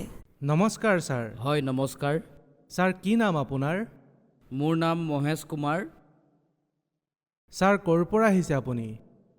মোৰ ঘৰ হ'ল গাঁও খটকৰ ডিষ্ট্ৰিক্ট সোনিপাত হাৰিয়ানা আৰু বৰ্তমান ঠিকনা মতি বাগ গভৰ্ণমেণ্ট একমোডেশ্যন নতুন দিল্লী। ছাৰ সন্ত ৰামপাল দেৱ মহাৰাজৰ পৰা আপুনি নাম দীক্ষা কেতিয়া ল'লে? মই সন্ত ৰামপাল দেৱ মহাৰাজৰ পৰা দীক্ষা 1 নৱেম্বৰ 2009 লৈছিলোঁ।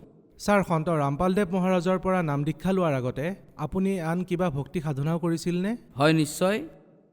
মই ট্ৰেডিশ্যনেলি হিন্দু পৰম্পৰাৰ অনুসাৰে ভক্তি কৰিছিলোঁ আৰু মই মোৰ সম্পূৰ্ণ পৰিয়াল মা দেউতা হংসদেশ সন্ত সতপাল মহাৰাজৰ সৈতেও জড়িত আছিলোঁ। তেওঁৰ পৰা আমি নাম দীক্ষা লৈ থৈছিলোঁ। মই লোৱা নাছিলোঁ, মোৰ পেৰেণ্টছে লৈ থৈছিলে। ছাৰ আপুনি যি ট্ৰেডিশ্যনেলি ভক্তি সাধনা কৰিছিল তাৰ পৰা আপুনি কি লাভ পালে? চাওক কৰ্ম অনুসৰিতো অলপ লাভ পাইছিলোঁ আমি, কিন্তু লোকচান যদি মই কওঁ আপোনাক এফালৰ পৰা চালে লাভ একোৱেই নাপালোঁ। হেণ্ড টু মাউথ আছিল আৰু লোকচান আমাৰ বহুত বেছি হৈছিল।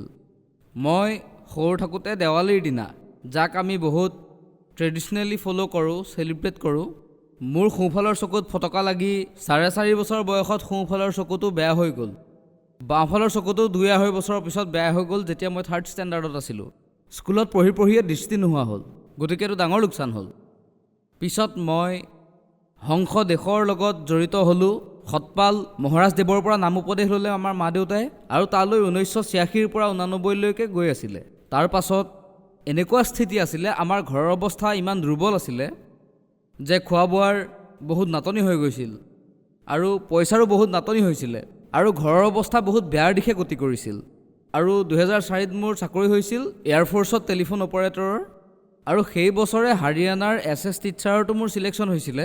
মেডিকেলো কৰাইছিলোঁ মোৰ, কিন্তু কালৰ প্ৰভাৱ এনেকুৱা আছিলে, প্ৰকোপ এনেকুৱা আছিলে যে সেই চাকৰিটো মোৰ হাতৰ পৰা ওলাই গ'ল। ভাবিছিলোঁ ৰিজাইন দি আহি এয়াৰফ'ৰ্চত জইন কৰিম, কিন্তু নোৱাৰিলোঁ। চাকৰি গ'ল। 2008ত মোৰ ল'ৰাটোৱে বিচনাৰ পৰা পৰি গ'ল আৰু পৰিয়ে সি অচেতন হ'ল। এবছৰৰ আছিলে সি আৰু তাক ছফদৰজন হস্পিটেল নতুন দিল্লী লৈ গ'লোঁ। তেতিয়া ডক্টৰে ক'লে কমাত যাবই। তাৰ ব্ৰেইনত ক্লটিং হৈছিলে। স্কেন কৰাৰ পাছত তেওঁলোকে চেক কৰিলে, ক'লে ইমিডিয়েট অপাৰেশ্যন কৰিব লাগিব আৰু ক'লে যে বাওঁফাল অচল হ'ব পাৰে। কনচিকুৱেণ্টলি তাৰ বাওঁফালৰ শৰীৰ পেৰালাইজ হ'ল, ব্ৰেইন এবনৰ্মেল হৈ গ'ল, মুখখন বেকা হৈ গ'ল আৰু তাৰ ফিটছো আহিব ধৰিছিলে। মানে 20-25 দিনলৈকেতো সি ICUতে আছিল। ইমান বেছি সংকটৰ লগত যুঁজি আছিলোঁ যে 6 পে কমিশ্যনত যেতিয়া মোৰ চেলাৰী ইনক্ৰিজ হৈছিলে, মই টেলিফোন অপাৰেটৰ আছিলোঁ LDC স্কিলত আৰু ইমানৰ পাছতো আমি অভাৱতেই চলি আছিলোঁ। বুজাই নাছিলোঁ কি হৈ আছিলে যে যিমানেই চেলাৰী পাইছিলোঁ সিমানেই গুচি গৈছিলে আৰু ডাঙৰ ল'ৰাটোৰ কাৰণে পণ্ডিতসকলৰ পাল্লাত পৰি গৈছিলোঁ আৰু তেওঁ মোৰ আঙুঠিটোও লৈ লৈছিলে পুখৰাজ পাথৰ ভৰাবৰ কাৰণে। ইয়াৰ বাবে 20-25 হাজাৰ টকাৰ লোকচানো হৈছিলে আৰু তাৰ পৰাই গম পালোঁ। এদিন তাৰ মুখৰ পৰাই ওলাইছিল, মই সোধাত কৈছিলে যে কোনোবা ডাঙৰ গ্ৰাহক আনক যাৰ পৰা ভাল পইচা পাব পাৰোঁ, পান্না বনাব পাৰোঁ। মই বৰ দুখ পালোঁ। মই ভাবিলোঁ যে মোক তেওঁলোকে লুটি পেলালে। আমাৰ মা দেউতা হংস দেশৰ লগত জড়িত আছে 1985ৰ পৰা আৰু ময়ো তেওঁৰ লগত গৈছিলোঁ। মান্থলি আমাৰ ঘৰত মেগাজিনো আহিছিলে আৰু তেওঁলোকৰ যোগ ভক্তিও কৰিছিলোঁ। সকলো দেৱতাৰ সতপাল মহাৰাজৰ আমি একদম পূজা কৰি আছিলোঁ, ফিজিকেলি পূজা। ছাৰ আপুনি কৈছে যে হংসাদেশ সতপালৰ ভক্তি সাধনা কৰিছিলে আৰু আন ভক্তি সাধনাও আপুনি কৰিছে, কিন্তু আপুনি সৰুৰে পৰা বহুত লোকচান পালে। আপোনাৰ প্ৰথমতে এটা চকু বেয়া হ'ল আৰু চাওঁতে দ্বিতীয় চকুটোও বেয়া হ'ল। তাৰপিছত আপোনাৰ আৰ্থিক অৱস্থাও বেয়া হ'ল আৰু আপোনাৰ যেতিয়া পুত্ৰ জন্ম পালে তাৰ লগতো একেই অৱস্থা হ'ল যে তাৰো পেৰালাইচিছ হৈ গ'ল। তেন্তে আপুনি সন্ত ৰামপাল দেৱ মহাৰাজৰ শৰণলৈ কেনেকৈ আহিল? অক্টোবৰ নৰ কথা মই সন্ত ৰামপালদেৱ মহাৰাজৰ সৎসংগলৈ অহাৰ বাবে দোহা শুনিবলৈ পাইছিলোঁ যে মেলে থেলে যাইয়ে মেলে হোত মিলাপ जहाँ पानी पत्थर पूजते वहाँ साधु संत मिल जात। অক্টোবৰ 2009 দশমীৰ যি দেৱীৰ পূজাত মেলা বহে দিল্লীৰ নৰেলাত মোৰ দেউতা গৈছিলে ভাইটিৰ লগত। তেতিয়া দেউতা গৈছিলে সকলোকে লৈ দেৱীৰ পূজা কৰিবলৈ। দেউতাই তাত দুজন সাধুৰ ৰূপত ব্যক্তি পালে আৰু তেওঁলোকে ভক্তিৰ সদাগৰ নামৰ কিতাপ তেওঁক ক'লে, অনুৰোধ কৰিলে আপুনি ল'বনে? তেতিয়া দেউতাই ভাবিলে যে 10 টকাৰতো একো ভেলুৱেই নাই। তেওঁ তৎক্ষণাত কিতাপখন ল'লে আৰু পঢ়িব ল'লে। তেওঁ কিতাপখন পঢ়িলে দুবাৰকৈ আৰু তেওঁ মোক ক'লে কালৰ কথা, যে গীতাৰ জ্ঞান কালে দিছিলে, কৃষ্ণই দিয়া নাছিলে। মই আচৰিত হ'লোঁ আৰু মই ভয় খালোঁ। মই বহুত ভয় খাইছিলোঁ আৰু মই ক'লোঁ যে দেউতা আকৌ এবাৰ সেইখন পঢ়ক। তাৰপাছত দেউতাই কিতাপখন আকৌ এবাৰ পঢ়ি মোক শুনালে।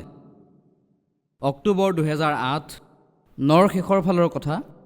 আকৌ তাত মই ক'লোঁ যে দেউতা এনেকুৱা কিবা ইণ্টাৰভিউ চাওক য'ত কাৰোবাৰ নিউৰলজিকেল প্ৰব্লেম আছে। তেতিয়া ভাগ্যে পালোঁ সতীশ মেহৰাৰ মিছেছৰ যি হৈছিলে, তেওঁলোকক ফোন কৰিলোঁ, হয় আমাৰ লগত তেনেকুৱাই হৈছে, আপোনালোক তালৈ যাওক, আপোনাৰ ল'ৰাটোক লৈ যাওক, পৰমাত্মা গুৰুদেৱ ভগৱানে আপোনাক দয়া কৰিব। আমাৰ বিশ্বাস হোৱা নাছিলে, তথাপিও ভাবিলোঁ যে এবাৰ গৈ চাওঁ। আমি হংসদেশ গৈছিলোঁ সকলো বস্তু লৈ, সতপাল মহাৰাজৰ তালৈ, হৰিদ্বাৰলৈ। আমি ঠিক তেনেকৈ আমাৰ বেগ বান্ধি ল'লোঁ বিচনাৰ সৈতে, বাচনৰ সৈতে, আৰু আমি বৰৱালা আশ্ৰমৰ ফালে সন্ত ৰামপালদেৱ মহাৰাজৰ তালৈ যাবলৈ ওলালোঁ ৰেলেৰে।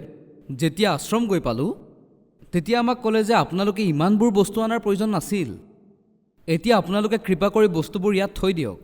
তেওঁলোকে আমাক সসন্মানে বস্তুবোৰ ৰাখিলে, আমাক বহুত সন্মানেৰে সাৱটি ধৰিলে, আহাৰ কৰালে আৰু আমি 1 নৱেম্বৰ 2009 নাম ল'লোঁ আৰু সন্ত ৰামপালদেৱ মহাৰাজৰ দৰ্শন কৰিলোঁ। আমি আমাৰ দুখৰ কথাবোৰ দৰ্শনৰ সময়ত সন্ত ৰামপালদেৱ মহাৰাজৰ সন্মুখত ক'লোঁ আৰু সকলোবোৰ কথা কৈ দিলোঁ 5 মিনিটৰ ভিতৰত। তেওঁ ক'লে ধৈৰ্য ৰাখা আৰু ভগৱানৰ ঈশ্বৰৰ আপোনাক যি মন্ত্ৰ দিয়া হৈছে তাৰ উচ্চাৰণ সেইবোৰ পঢ়া আৰম্ভ কৰি দিয়া, ভগৱানে দয়া কৰিব। আৰু সেইদিনাৰ পৰা আজিলৈকে দিনে দিনে মই উন্নতি কৰিব ধৰিলোঁ। ছাৰ, আগতে আপুনি বহুত বেছি দুখত আছিল। তাৰপিছত আপুনি সন্ত ৰামপালদেৱ মহাৰাজৰ শৰণলৈ আহিল। তাৰপিছত আপুনি আপোনাৰ সকলোবোৰ দুখৰ কাহিনী 5 মিনিটতে কৈ দিলে তেওঁক। আৰু সন্ত ৰামপালদেৱ মহাৰাজে ক'লে যে আপুনি ধৈৰ্য ৰাখক, পৰমাত্মাই আপোনাক সহায় কৰিব। তেন্তে কি সন্ত ৰামপালদেৱ মহাৰাজৰ কথা সঁচা হ'লনে? তেওঁৰ পৰা নাম দীক্ষা লোৱাৰ পিছত কিবা লাভ হ'লনে? চাওক, যেতিয়া নিয়ম আছিলে ঘৰত যে আপোনালোকে আন কোনো পূজা কৰিব নালাগে, আৰু এইটো কথা সঁচা, যেতিয়া মোৰ সন্তান 2008 বিচনাৰ পৰা পৰিছিল তেতিয়া আমাৰ হংসদেশ, সতপাল মহাৰাজ, দেৱী দেৱতাৰ পৰাতো মোৰ মন একেবাৰে আঁতৰি গৈছিল। এনেকুৱা লাগিছিলে বাহিৰত পেলাই দিম, কিয়নো মই ইমান ডাঙৰ আঘাত এটা পাইছিলোঁ, নিজেই মই ভুগিছিলোঁ দৃষ্টিশক্তিৰ সমস্যাত, আৰু মোৰ ল'ৰাটোৰো এনেকুৱা হৈ গ'ল। গতিকে মোৰ মনটো এনেকুৱা লাগিছিল যেন ছুচাইডে কৰি পেলাম। আৰু পিছত যেতিয়া মই নাম ল'লোঁ, মন্ত্ৰ জপ কৰিলোঁ আৰু ঘৰলৈ আহিলোঁ। নাম লোৱাৰ পাছত 2 নৱেম্বৰ 2009 যেতিয়া মই ঘৰলৈ আহিলোঁ, লগে লগে লাভ হোৱা নাছিল। প্ৰেক্টিকেলি কওঁ, কিয়নো ইয়াৰ উত্তৰ মই পাছতহে পালোঁ। মোৰ লাভ হোৱা নাছিল, কিন্তু মই মন্ত্ৰ জপ কৰা আৰম্ভ কৰি দিছিলোঁ। মই, মোৰ পত্নী আৰু মা দেউতাই। আকৌ 1 মাহৰ পাছত মোৰ বন্ধু মূলচন্দ, যিজন দিল্লী গভৰ্ণমেণ্টৰ টিচাৰ, তেওঁৰ ল'ৰাটোৰ ব্ৰেইন টিউমাৰ হৈছিল। মই ক'লোঁ, চোৱা, আমি নামটো লৈ ল'লোঁ। নিজৰ সন্তানৰ কাৰণে তেজো জমা কৰাইছিলে জিবি পণ্টত। 2টা ব্ৰেইন টিউমাৰ আছিলে। ডক্টৰে কৈছিলে যে চহৰৰ বাহিৰত অপাৰেশ্যন কৰিব লাগিব। গতিকে কৃপা কৰি এবাৰ বৰবালালৈ নিশ্চয় লৈ যাওক, পিছত আপুনি যি কৰে কৰিব। তেওঁ গ'ল, মোৰ মা দেউতাও লগতে গাড়ীত গ'ল বৰবালা, আৰু তেওঁ নাম ল'লে। আৰু তেওঁৰ সন্তানৰ ব্ৰেইন টিউমাৰৰ অপাৰেশ্যন, য'ত ডক্টৰে কৈছিলে যে আমি চহৰৰ বাহিৰত কৰিম। কিন্তু যেতিয়াই নাম ল'লে ডিচেম্বৰ 1, 2009, আৰু তাৰ 2 দিন পিছত জিবি পন্থলৈ গ'ল। ডক্টৰকতো টেষ্ট দিয়ে থৈছিলে 29 নৱেম্বৰত। গতিকে কওক অপাৰেশ্যন কেতিয়া কৰিব? ডক্টৰে পিছুৱাই গৈ থাকিল। শেষত ক'লে, আৰে ভাই, যিখন গাঁৱত যোৱাই নহয় তাৰ এড্ৰেছ কিয় সুধি আছা? আল্টিমেটলি ব্ৰেইনৰ অপাৰেশ্যন কৰিবলগীয়া নহ'ল। যদি তাৰ অপাৰেশ্যন হৈ গ'ল হয়, তেতিয়া মোৰ সন্তানৰ দৰে তাৰ সন্তানৰো দুৰ্গতি হ'ল হয়, এটাই সন্তান। তেতিয়া মই ভাবিলোঁ যে এয়া কি হ'ল? মোৰ বন্ধুৱে তৎক্ষণাত লাভ পালে, কিন্তু মোৰ সন্তানেতো আজিলৈ খোজকাঢ়িব পৰা নাই, যিটো ডক্টৰে কৈছিলে কেতিয়াও নোৱাৰিব বুলি। ডক্টৰ কপিল ছফদৰজন হস্পিটেলৰ পৰা। গ'লেই কৈছিলে যে ইয়াক খুওৱা বুওৱা শুশ্ৰূষা কৰা, ই খোজকাঢ়িব নোৱাৰে। গতিকে গুৰুদেৱৰ সৎসংগত যেতিয়া মই শুনি আছিলোঁ, ডিচেম্বৰ জানুৱাৰী 2010 আহি পৰিছিলে, ফেব্ৰুৱাৰী আহি পৰিছিলে, তেতিয়া গুৰুদেৱে কৈছিলে যে যি ধৰণে ঠাণ্ডা দিনত সকলোৱে কম্বল উৰে আৰু কাৰোবাৰ ঠাণ্ডা বেছিকৈ লাগে, কাৰোবাৰ কমকৈ আৰু কাৰোবাৰ নালাগে। ইয়াৰ অৰ্থ মই বুজি পালোঁ যে যাৰ লাভ সোনকালে হয় তেওঁৰ পুণ্য বেছি থাকে, পাপ কৰ্ম কম থাকে। গতিকে মোৰ বন্ধুৰ পাপ কৰ্ম নিশ্চয়কৈ কম আছিলে, সেয়ে তেওঁ তৎক্ষণাত লাভ পালে। আৰু মই বেয়া আছিলোঁ, বেছিকৈ মই পাপ কৰ্ম কৰিছিলোঁ। গতিকে আমি লাভ পাবলৈ এবছৰ লাগি গ'ল। এবছৰৰ পিছত মোৰ সন্তান লাহে লাহে ভৰি মাটিত থ'বলৈ ধৰিলে। 3 বছৰৰ বয়সত নৱেম্বৰ 2010 আহি গ'ল আৰু সি ৱালত ধৰি ধৰি খোজকাঢ়িবলৈ আৰম্ভ কৰিলে। আৰু আজি তাৰ ভৰি প্ৰায়ে নিয়ন্ত্ৰণত আছে। অলপ অলপ অসুবিধা হয়, কিন্তু নিয়ন্ত্ৰণতে আছে। ব্ৰেইনটো এবনৰ্মেল হৈ আছে, কিন্তু শুনিব পৰা হৈ আছিলে। এইটোও হয় যে ইমান সোনকালেনো কেনেকৈ লাভ পাম। গতিকে এটা মেডিকেল এনেকুৱা হ'ল, আৰু ইয়াৰ উত্তৰ মই সৎসংগত পালোঁ যে যদি কাৰোবাৰ পাপকৰ্ম বেছিকৈ থাকে সি ফল দেৰিকৈ পায়। পোৱাটো নিশ্চয় পায়, লাহে লাহে বেটাৰী চাৰ্জ হয়। আমাৰ বেটাৰীটো ডিছচাৰ্জ আছিল। মই আৰু এটা কথা কওঁ যে 1 নৱেম্বৰ 2009ৰ পৰা যেতিয়া মই জড়িত, গতিকে লাহে লাহে মোৰ পুণ্য বাঢ়িবলৈ ধৰিলে আৰু মই লাভ পাব ধৰিলোঁ। 1 নম্বৰ, চাকৰিত মোৰ লাভ। মই যিদিনাখন মোৰ 2012ত যেতিয়া মোৰ ল'ৰা হ'ল, তেতিয়া মোৰ প্ৰমোশ্যন হ'ল।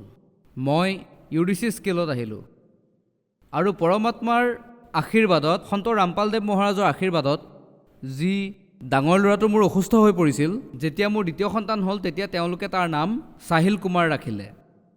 9 জুন 2012 দ্বিতীয়টো সন্তান হ'ল আৰু মোৰ প্ৰমোশ্যনো হ'ল। আৰু ইফালে টেলিফোন অপাৰেটৰৰ মোৰ কেছ চলি আছিলে। আৰু ডিচেম্বৰ 2014ৰ কথা আছিল, যেতিয়া ফাইনেল ডিচিশ্যন আহিবলগীয়া আছিল। মই কোৰ্টত থিয় হৈ আছিলোঁ, জাজৰ সন্মুখত আমি থিয় হৈ আছিলোঁ, আৰু মই সৎনামৰ জব কৰি আছিলোঁ। আৰু জব কৰি জাজে যি ডিচিশ্যন লৈছিলে, আমি ভবা নাছিলোঁ যে প্ৰথম ডেটতে সেই হেয়াৰিঙতে ফাইনেল ডিচিশ্যনটো আহি যাব। আৰু জাজে আমাক ফাইনেল ডিচিশ্যন শুনাই দিলে যে এওঁলোকক বেনিফিট দিয়া যাওক আৰু টেকনিকেল প্ৰমোশ্যন দিয়া যাওক। গতিকে আমি 2015ত সম্পূৰ্ণ এৰিয়াৰ পালোঁ 2.5 লাখ টকা, আৰু মই 4200 গ্ৰেডত আহি গ'লোঁ। গতিকে ইমান ডাঙৰ লাভ মোৰ সেই চাকৰিত হৈছিল। আৰু ইমানেই নহয়, 2008ত মই যি পলিটিকেল ছায়েন্সত MA কৰি আছিলোঁ, আৰু যেতিয়া মোৰ MA হ'ল, নাম লোৱাৰ আগত 57% আছিল। আৰু যেতিয়া মই নাম ল'লোঁ নৱেম্বৰ 2009ত, তেতিয়া মোৰ পেপাৰ এখন ৰিভেলুৱেট কৰিছিলোঁ, নম্বৰ বাঢ়িছিল। আৰু MA ফাইনেল ইয়েৰত মোৰ 70% আহিছিল। আৰু মই যিজন ৰাইটাৰক লিখুৱাইছিলোঁ, নাজানো মোৰ ভিতৰৰ পৰা সকলোবোৰ ওলাই আহিছিলে, আৰু সি লিখি গৈছিলে, আৰু মোৰ ইমান ভাল পাৰ্চেণ্টেজ আহিল। মই আৰু ক'ব বিচাৰিছোঁ যে যিজনে মোৰ পেপাৰ লিখে তেওঁ 1 বেটছ জুনিয়ৰ হয়, আৰু ষ্ট্ৰীমো বেলেগ হয়। আমাৰ ষ্ট্ৰীমতকৈ বেলেগ ষ্ট্ৰীম হয় যিজনে পেপাৰ লিখে, যাতে আমাক কোনো পৰিস্থিতিতে সহায় কৰিব নোৱাৰে। গতিকে মোৰ MAত ফাৰ্ষ্ট ডিভিজন আহিল, আৰু UGC নেটত মই এণ্ট্ৰেঞ্চ দিবলৈ আৰম্ভ কৰি দিলোঁ। কিন্তু 4-5টা এটেম্প কৰাৰ পাছতো, যেতিয়া ডিচেম্বৰ 2012ত যেতিয়া মই ভাবি আছিলোঁ আৰু এবাৰ এটেম্প কৰি চাওঁ, যেতিয়া মই এক্সাম দিবলৈ গৈছিলোঁ, সঁচাকৈ পেপাৰখন বহুত টান আছিল, আৰু মই ভবা নাছিলোঁ এনেকুৱা হ'ব বুলি। মই মেক্সিমাম এনচাৰ অনুমানিকভাৱে সৎনামৰ জব কৰি ABCD কৰি মই কৈ গ'লোঁ, আৰু মোৰ ৰাইটাৰজনে টিক মাৰি গ'ল। তাৰ পাছত ঘৰলৈ আহি মই ভাবিলোঁ যে আকৌ আৰু নেটৰ পৰীক্ষা নিদিওঁ। পিছত বন্ধুসকলে ক'লে, আৰে ৰিজাল্ট আহিছে, তুমি এবাৰ চাইটো লোৱা। মই ক'লোঁ যে মই নাচাওঁ, মোৰ ক'ত হ'বনো। পিছত চোৱাত দেখিলোঁ UGC নেট ক্লিয়াৰ। যিসকলে PhDত এনৰোল হৈ যায়, তেওঁলোকেও নেট ইমান সহজে নাপায়। মই PhDও কৰা নাছিলোঁ, মোৰ MAহে আছিল, কিন্তু মোৰ নেট ক্লিয়াৰ হৈ গ'ল পৰমাত্মাৰ আশীৰ্বাদত, সৎনামৰ জব কৰি। আৰু মই অনুমান কৰি এনচাৰ টিক কৰাই গৈ আছিলোঁ। আকৌ 2012ত জুলাইত মই সন্ত ৰামপালদেৱ মহাৰাজৰ সন্মুখত থিয় হৈ আছিলোঁ আৰু দৰ্শনৰ বাবে আহিছিলোঁ। তেতিয়া মই গুহাৰি জনালোঁ, প্ৰাৰ্থনা কৰিলোঁ যে মালিক, মই শিক্ষকৰ পৰীক্ষা বহুত দিওঁ, কিন্তু একো নহয়, এতিয়া মই কি কৰোঁ? তেতিয়া পৰমাত্মাই ক'লে, সন্ত ৰামপালদেৱ মহাৰাজে ক'লে যে তুমি অলপ ৰোৱা, অলপ অপেক্ষা কৰিব লাগিব। 2টা বচনেই কৈছিল তেওঁ। তেতিয়া মই বুজি পাই গৈছিলোঁ কিমান ৰ'ব লাগিব। ইতিমধ্যে মই TGT ছ'চিয়েল ছায়েন্সত দিল্লী গভৰ্ণমেণ্টত এক্সাম দিছিলোঁ, আৰু TGT পলিটিকেল ছায়েন্সৰ কাৰণে মই ফৰ্ম এপ্লাই কৰি দিছিলোঁ। আকৌ 2014ত মই স্পেচিয়েল এডুকেশ্যন টিচাৰ দিল্লীত এডুকেশ্যনত মই এপ্লাই কৰিছিলোঁ DSSBৰ মাধ্যমেৰে। আৰু যেতিয়া মই ভাবিলোঁ কি হৈ আছে, 2 বছৰ হৈ গ'ল, মেইলটো মোৰ অহাই নাই, কিন্তু মোৰ বিশ্বাস আছিল যে সন্ত বসন্ত পলতে নেহি পলট যায় ব্ৰহ্মাণ্ড। 2016ত মোৰ স্পেচিয়েল এডুকেশ্যনত মোৰ ছিলেকশ্যন হ'ল। তাৰ পাছত কোৰ্টত কেছ লাগিল, তেওঁলোকে মোক ৰিজেক্ট কৰি দিলে। ডকুমেণ্টৰ কাৰণে মই কোৰ্টলৈ গ'লোঁ, কোৰ্টৰ ডিচিশ্যন মোৰ ফেভাৰত আছিল আৰু মই জিকি গ'লোঁ। তাৰ পৰা মোৰ এপইণ্টমেণ্ট লেটাৰ DSSBয়ে পঠিয়ালে, ডিৰেক্টৰ অফ এডুকেশ্যনৰ ফালৰ পৰা আহিল। TGT ছ'চিয়েল ছায়েন্সতো মোৰ ছিলেকশ্যন হ'ল 2017ত, 2টা ভেকেঞ্চিত হ'ল। তাৰ পাছত মই এয়াৰফ'ৰ্চৰ টেলিফোন অপাৰেটৰৰ পষ্টটোৰ পৰা ৰিজাইন দি TGT ছ'চিয়েল ছায়েন্সত জইন কৰিলোঁ আৰু লগে লগে মোৰ PGT পলিটিকেল ছায়েন্সতো হৈ গ'ল 4800 গ্ৰেড পেড। গতিকে মোৰ 3টা ভেকেঞ্চিত ছিলেকশ্যন হৈছিলে। মই বহুত ভাগ্যৱান যে এনেকুৱা কাৰো লগতেই নহয়, এই সকলো প্ৰভাৱ সন্ত ৰামপালদেৱ মহাৰাজৰ শৰণলৈ অহাৰ বাবেই হ'ল। নহ'লেতো মই ইমান পৰীক্ষা দিছিলোঁ, কিন্তু হাৰিয়ানালৈ গৈও মই ইণ্টাৰভিউ দি আহিছিলোঁ, কিন্তু ক'তোৱে একো হোৱা নাছিল। কিন্তু 2009ত নাম লোৱাৰ পিছত 2017ত 3টা পোষ্টত ছিলেকশ্যন হৈছিল আৰু মই TGT ছ'চিয়েল ছায়েন্সত জইন কৰিলোঁ। 3 মাহৰ পাছত ৰিজাইন কৰি PGT পলিটিকেল ছায়েন্সলৈ মই আহিলোঁ আৰু এতিয়া 11-12ক পঢ়াওঁ মতিবাগত। আৰু আজি মোৰ চেলাৰী 73,000 আৰু এতিয়া মই এয়াৰফ'ৰ্চতকৈ 9,000 টকা বেছি চেলাৰী লৈ আছোঁ। গতিকে এই লাভ মই পালোঁ তন মন আৰু ধন সকলো ফালৰ পৰা পৰিপূৰ্ণ। এতিয়া মই সুখ পাই আছোঁ সকলো ফালৰ পৰা। ছাৰ, আপুনি কৈছে যে আপোনাৰ দৃষ্টি জন্মৰ পৰাই নাছিল, সৰুৰ পৰাই আপোনাৰ আই চাইডত প্ৰব্লেম আছিল। তাৰ পিছতো যি জ্ঞান সন্ত ৰামপালদেৱ মহাৰাজে আপোনাক দিছে সেয়া আপুনি বুজি পালে, য'ত নেকি এই বিশ্বত চকু থকাৰ পিছতো তেওঁলোকে শাস্ত্ৰ পঢ়িব নোৱাৰে। গতিকে যিসকল শ্ৰদ্ধালুৱে চাই আছে তেওঁলোকক কি বাৰ্তা দিব? মই এইটোৱে বাৰ্তা দিবলৈ বিচাৰোঁ যে আপোনালোকে সন্ত ৰামপালদেৱ মহাৰাজৰ জ্ঞানক শুনক, বুজক আৰু তেওঁৰ শৰণলৈ আহক। কিয়নো আমিও নকল মাৰ্গত চলি আছিলোঁ আৰু আমি বহুত আঘাত পাইছোঁ। কাৰণ এইটো কথা সঁচা, কিছুমান এনেকুৱাও আছে যিসকল নকলি গুৰুৰ শৰণত আছে আৰু তেওঁলোকে লাভপ্ৰাপ্ত কৰি আছে, কিন্তু তেওঁলোকৰ আগৰ জন্মৰ সংস্কাৰ ইমান ভাল, পুণ্য ইমান, বেটাৰী চাৰ্জ হৈ আছে, কিন্তু অনুভৱ কৰা নাই। যিদিনাখনে ডিছচাৰ্জ হৈ যাব এই বেটাৰী, তেওঁলোকে তৎক্ষণাত একোৱে লাভপ্ৰাপ্ত নকৰিব। গতিকে মই কওঁ যে सदगुरु के शरण में आने से आई तले बला, जो मस्तक में सूरी हो ओ काटे में तल जा। गुरुबिन माला फेरते गुरुबिन देते दान, गुरुबिन दोनों निष्फल है चाहे पूछे वेद पुराण। गतिके सন্ত ৰামপালদেৱ মহাৰাজে নিশ্চিত ৰূপত জ্ঞানৰ বিস্ফোৰণ কৰি দিলে আৰু সেই যি গুপ্ত ধন আমাৰ ঘৰতেই পুতি থোৱা আছিলে আমি গম পোৱা নাছিলোঁ আৰু সেয়া খান্দি উলিয়াই দিলে ইলেক্ট্ৰনিক মিডিয়াৰ মাধ্যমেৰে। আৰু আজি ছ'চিয়েল মিডিয়াত, আজি ইণ্টাৰনেটত সকলোবোৰ চাব পাৰে, নিজে সেইবোৰ শুনিব পঢ়িব পাৰিব আৰু চিডিৰ মাধ্যমেৰে। আৰু যিজন সন্ত এতিয়া জেলত আছে বৰ্তমানৰ সময়ত, কিন্তু 6টাকৈ চেনেলত সৎসংগ আহে আৰু সকলো ভক্তক অল অভাৰ ইণ্ডিয়াত আৰু এতিয়া আউট অফ ইণ্ডিয়াতো আছে, সকলোৱে একে সমানে লাভ পাই আছে। মাত্ৰ বিশ্বাসৰ কথা। যিসকলে আহি বিশ্বাস কৰিলে মানি লওক যে তেওঁলোকে ঘৰত বহিয়ে বহুত লাভ পাই আছে। ছাৰ, সন্ত ৰামপালদেৱ মহাৰাজৰ শৰণলৈ কেনেকৈ আহিব পাৰি? সন্ত ৰামপালদেৱ মহাৰাজৰ শৰণলৈ অহাৰ বহুত সৰল উপায় আছে, যে আপুনি ইণ্টাৰনেটতো তেওঁৰ সৎসংগ, তেওঁৰ প্ৰবচনক চাৰ্চ কৰিব পাৰে আৰু ভাৰতৰ অনেক টিভি চেনেলত এওঁৰ সৎসংগ টেলিকাষ্ট হয় ৰাতিপুৱা গধূলি। তেওঁৰ সৎসংগত তলৰ এটা শাৰী আহি থাকে আৰু তাত দিয়া মোবাইল নম্বৰত কণ্টেক্ট কৰি যি আপোনাৰ নিয়েৰেষ্ট তাত নিশ্চয় কোৱাৰ্ডিনেটৰ থাকিব, তালৈ খবৰ গুচি যাব। আপোনাৰ ওচৰলৈ তেওঁলোকৰ লিটাৰেচাৰো আহি যাব আৰু তাত আপুনি ফ্ৰী অফ কষ্ট নামদান ল'ব পাৰিব। ধন্যবাদ ছাৰ। Thanks allot. ধন্যবাদ মোক সুযোগ দিয়াৰ বাবে। আৰু এয়া মোৰ সৌভাগ্য যে মই মোৰ এই কথাখিনি সমগ্ৰ দেশৰ আগত সংসাৰৰ সন্মুখত ৰাখিব পাৰিলোঁ। ধন্যবাদ।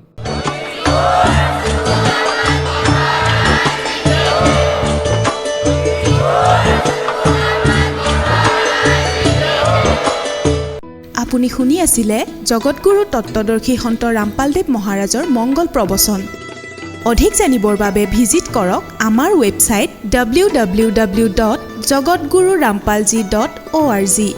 সন্ত ৰামপালদেৱ মহাৰাজৰ শুভ আশীৰ্বাদত সমগ্ৰ বিশ্বতে 500তকৈও অধিক নাম দীক্ষা কেন্দ্ৰ আছে, য'ত সন্ত ৰামপালদেৱ মহাৰাজৰ দ্বাৰা বিনামূলীয়া নাম দীক্ষা দি থকা হৈছে। আপোনাৰ নিকটৱৰ্তী নাম দীক্ষা কেন্দ্ৰৰ ঠিকনা জানিবলৈ সম্পৰ্ক কৰক 822288 0541